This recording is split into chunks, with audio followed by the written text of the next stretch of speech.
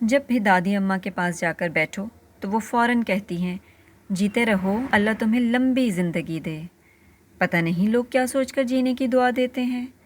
بھلا آپ ہی بتائیے کہ رکھا ہی کیا ہے ہماری زندگی میں جس کے لیے ہم جئیں، اور آخر کرنا ہی کیا ہے ہمیں جی کر۔ ابھی مجھے پیدا ہوئے 3 سال ہی ہوئے تھے کہ گھر والے مجھ سے تنگ آ گئے اور مجھے اسکول بھیج دیا تاکہ وہاں کے اساتذہ مجھ پر اپنی بھڑاس نکال سکیں اور میرے گھر والے صبح کو چین سے سو سکیں۔ اب 14 سال گزر گئے ہیں میرے گھر والوں کو چین سے سوتے ہوئے اور مجھے اسکول میں سوکھتے سڑتے ہوئے۔ اگر میں اپنے مستقبل میں جھانکوں تو مزید 8 سال تک مجھے پڑھائی ہی پڑھائی نظر آتی ہے، جو ہر درجے پر پہلے سے مشکل ہوتی جا رہی ہے۔ چلیں، اگر جیسے تیسے کر کے ہم نے پڑھ ہی لیا تو پھر نوکری شروع ہو جائے گی، اور روز ہم صبح کے گئے رات کو تھکے ہارے گھر آئیں گے۔ دن بھر کی نوکری کے بعد کب کوئی اس حالت میں ہوتا ہے کہ وہ کہیں جانے کے قابل ہو؟ ہاں، مگر نوکری کے بعد شادی کے قابل انسان ضرور ہو جاتا ہے۔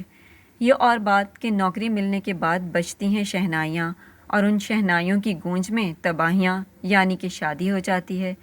دن بھر دفتر کے کام سے تھکے ہوئے جب آپ گھر آتے ہیں تو یہ امید لیے آتے ہیں کہ آپ کی شریک حیات آپ کو 1 کپ چائے کا نوش کروا دے گی، جبکہ وہ اس کی بجائے آپ کو سینکڑوں فرمائشوں کا گلدستہ منہ پر دے مارتی ہے۔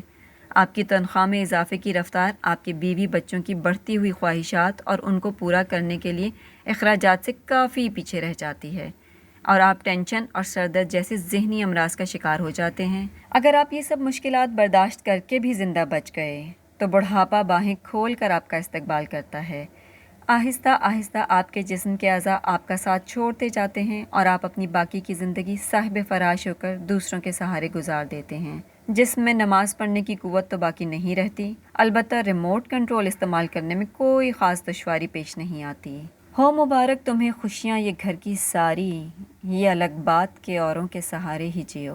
جتنی زیادہ زندگی آپ گزارتے ہیں اتنے ہی زیادہ آپ کے گناہ بھی بڑھتے جاتے ہیں، اور آخرت کے امتحان میں پاس ہونے کے امکانات کم سے کم ہوتے چلے جاتے ہیں۔ چند ہی خوش قسمت ایسے ہوتے ہیں جنہیں نماز پڑھنے کی توفیق کم عمری میں ہوتی ہے، ورنہ اتنا خوش قسمت کم از کم میں تو نہیں۔ اب آپ خود ہی میرے دیے گئے دلائل کے بعد سوچئے کہ کیا کرنا لمبی زندگی گزار کے، اور اگر اب بھی آپ کو میری بات پر یقین نہیں آیا تو اس میں میرا نہیں، آپ کی کم عقلی کا قصور ہے۔